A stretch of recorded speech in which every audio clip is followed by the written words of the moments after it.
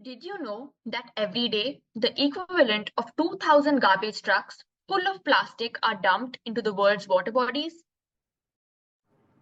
Have you ever considered that by 2050 there could be more plastic in the ocean than fish by weight?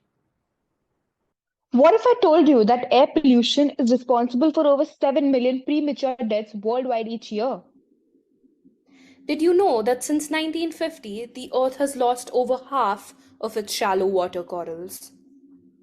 But you know that the rate of species extinction today is estimated to be over 1,000 times higher than the natural extinction rate?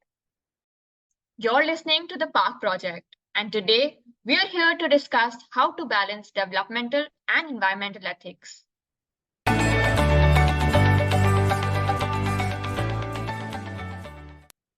The famous environmentalist Sundarlal Bahuguna rightly said, when trees are cut down, wildlife is destroyed, and water sources dry up. It is not development, but a recipe for disaster.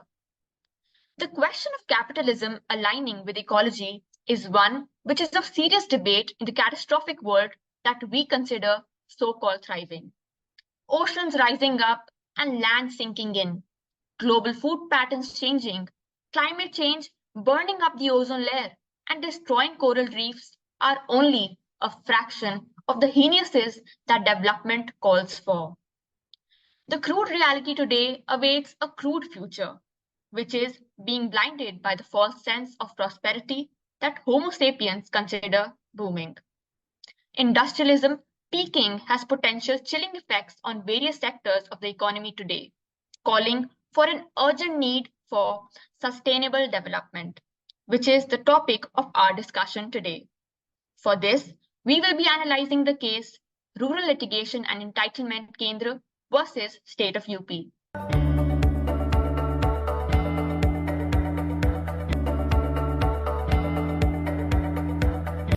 Khushi, could you tell us something about the case?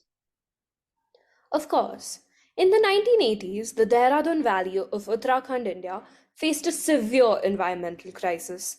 The valley, known for its breathtaking natural beauty and rich biodiversity, was being ravaged by rampant limestone quarrying and mining activities, causing abhorrent effects to the environment, some of which I will go on to list now. There was widespread deforestation, soil erosion, and an increased risk of landslides, something which the Dehradun Valley is struggling with till today. Several local communities and environmental activists were deeply concerned that the loss of habitats of various wildlife species native to the area threatened their survival. Due to the devastating effects this was having on the environment, Rural Litigation and Entitlement Kendra was an NGO that filed a PIL in the Supreme Court, alleging that the activities were not only illegal but also violated various environmental laws and regulations meant to protect the environment and ensure sustainable development for all. Adishri, what was the decision of the case? The petitioners argued that quarrying and mining activities in Dehradun Valley violated environmental laws and regulations and sought the intervention of the court to halt the mining activities and restore environmental balance in the region. The respondents, on the other hand, denied all allegations of environmental degradation caused by mining and instead claimed that all activities were conducted within the framework of applicable laws and regulations, that economic benefits derived from these operations outweighed any alleged environmental concerns. Finally, the Supreme Court, acknowledging the importance of protecting the environmental, held that the fundamental right to a healthy environment is implicit in the right to life guaranteed under Article 21 of the Indian Constitution. The court observed that the limestone mining activities in Dehradun Valley had resulted in significant environmental degradation, violating various environmental laws and regulations, and thus ordered immediate cessation of all activities in the region. The Constitution of India guarantees the right to wholesome forest under Article 21. However, in the 21st century, where there is an uncurbed run towards industrialization, ecology and forests are being compromised to an extent threatening not just us but all generations to come. Considering the crucial role that courts play today in determining the scope of the powers and functions of the administrative agencies, they are the entities which can enforce the balance that we so need.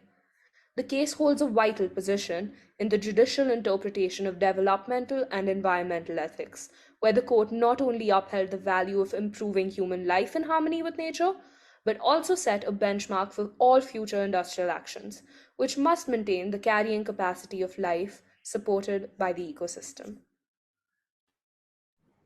Priya and Prisha, since the question of environmental and developmental ethics is such a widely contested one, why don't you give us some arguments made by the two sides?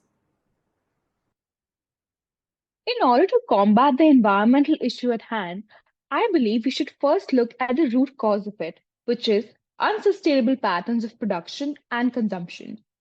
The growth in consumption has been accompanied by depletion in natural resources and an unsustainable increase in the emission trends, leading to land clearing, deforestation, and the depletion of resources.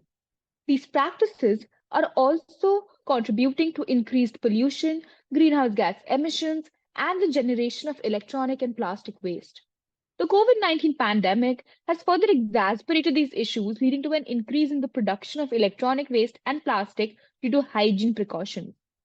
According to the Energy Information Administration forecast, in the next 20 years, energy consumption is expected to grow by a 1.8% annually, thus increasing our greenhouse gas emissions by 42% compared to present levels.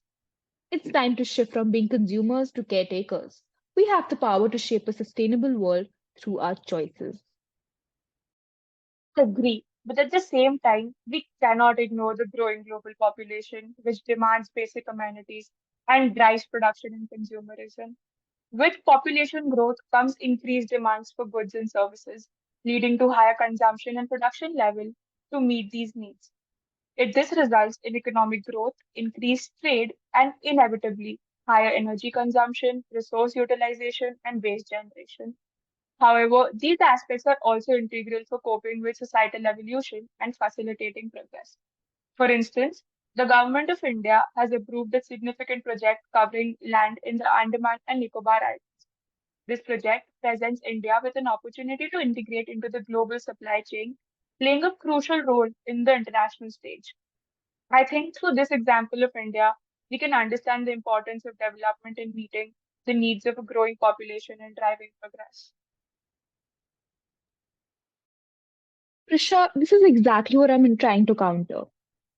This attitude of excessive consumerism can be summed up into the phenomena of ecocentrism being replaced by anthropocentrism. Why is it that the competition with China is more important than the fact that the environment is being compromised to an extent where we are under a red alert emergency? The need to so called thrive and become wealthy is at the cost of the globe being reduced to ashes and piles of waste, which in the future is harmful for its inhabitants. Humanity is currently hurtling down the anthropocentric highway where materialism has made this species exploitable and unbothered to the collateral damage being caused to the environment. Already, the signs that we are moving beyond the constraints imposed by the sciences are screaming at us on the billboards on the sides of the highway, but we ignore them.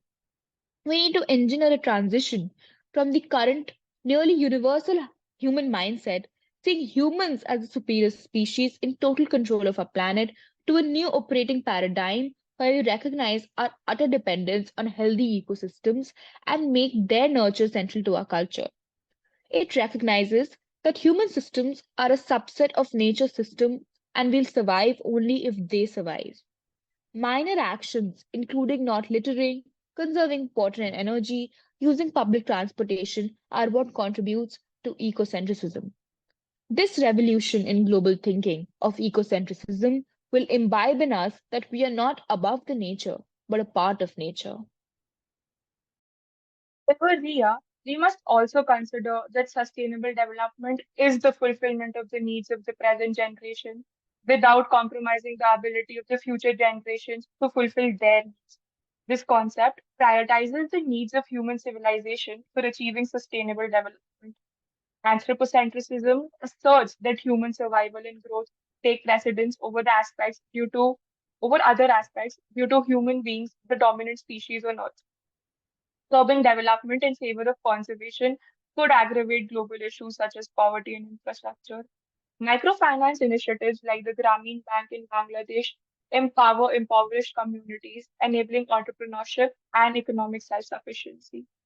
While economic development may lead to environmental degradation, poverty alleviation programs aim to improve the lives of marginalized populations, even if it involves short-term environmental trade-offs. Industrialization has provided environmental opportunities, employment opportunities essential for granting the fundamental right to life and liberty. Since there's two equally important sides, how are we supposed to reach a middle ground agreeable to all? Kushi, do you have any thoughts on this? In order to reconcile with the two stances of the environmental and developmental ethics, sustainable development is the only striking balance. The Dehradun Valley litigation stands as a watershed moment. By recognizing the fundamental rights to a healthy environment and halting all destructive activities, the Supreme Court set a precedent for balancing economic interests with ecological integrity. Moreover, the case underscores the urgent need to address unsustainable patterns of production and consumption, transitioning from anthropocentrism to ecocentrism for a more harmonious relationship between humanity and the natural world.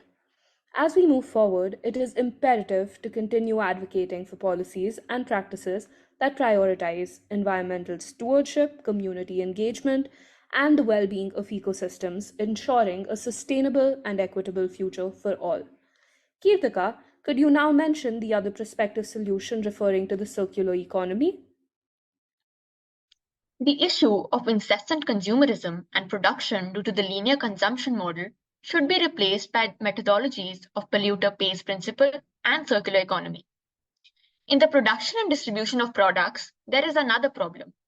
The price of products does not always reflect the real environmental or social cost of producing them, excluding pollution effects or underpaid labor, and thus impacts the health and quality of life of people. The environmental and social costs which are not booked are known as negative externalities. Let's say you decide to buy a car. Who should be responsible for the pollution caused by that vehicle, including its production and use? Should the manufacturer or you, the purchaser, bear that cost? In practice, the costs of pollution are likely to be covered by regulations that force the producer to take measures to reduce the pollution. Similarly, if a factory or a mining operation produces toxic or hazardous waste, who should be responsible for cleaning it up? Who should be responsible for the environmental and human health impacts of air or water pollution? These are questions that inform the polluter pays principle, PPP, which requires those who produce pollution to bear the costs of managing it. In order to achieve implementation of the same, we have two approaches. First, carbon price. Carbon price is a charge that is placed on each ton of CO2 emitted. This charge can be implemented through a carbon tax or an emissions trading system. Second, using subsidies for renewable energy. Renewable energy sources such as solar and wind power do not emit greenhouse gases. By subsidizing renewable energy, governments can make it more affordable to switch to cleaner sources of energy. Another solution is that of circular economy. Until now, we have lived with linear production models. In other words, we extract, produce, consume, and discard. The society in which we live means that the pace of consumption is accelerating, a model that is fast but unsustainable for the planet. The circular economy establishes a more sustainable production and consumption model in which raw materials are kept longer in production cycles and can be used repeatedly, therefore, generating much less waste. As its name suggests, the essence of this model is that resources are kept in the economy for as long as possible to use the waste as we generate as raw materials for other industries. Reconciling with the need for developmental progress due to increase in population and maintaining environmental sanctity is essential for sustainable development. The traditional view of employment arising merely from corporate and multinational companies can be replaced by glorifying sectors such as those of tourism, which not only caters to the people's need for livelihood, but also embraces the environment and natural beauty by its glorification to the world. Furthering your point, Ria, tourism is a powerful tool for creating employment opportunities and generating income for local communities displaced by urbanization. When traditional livelihoods are disrupted due to development of urban areas, tourism can provide a sustainable alternative for economic development by leveraging the unique cultural and natural resources of a region. Through cultural tourism, communities can showcase their traditional crafts, dances, music, and festivals to tourists, creating a market for sharing cultural experiences. This not only generates income but also helps preserve and celebrate local ethnicities. Projects like ecotourism focus on sustainable travel to natural areas, conserve the environment, and improve the well being of local people. Communities can manage ecotourism sites, work as guides, or even engage in conservation activities, all of which provide employment while promoting environmental stewardship. The development of ecotourism often requires the construction of facilities that are harmonious with the environment, such as eco lodges and nature trails, which can aid in the creation of jobs. With the right strategies and support, tourism can provide sustainable employment opportunities, helping rebuild and strengthen these communities economically as well as socially. Wrapping it up, we are the first generation to feel the impact of climate change and the last that can do something about it. The future is either green or not at all. Therefore, in order to balance development and environment, sustainable development is the one and only solution. It provides a framework to generate economic growth, achieve social justice, and at the same time bring in environmental priority. The future is in our hands. Let's come together, raise our voices, and demand the sustainable and just world we so deserve.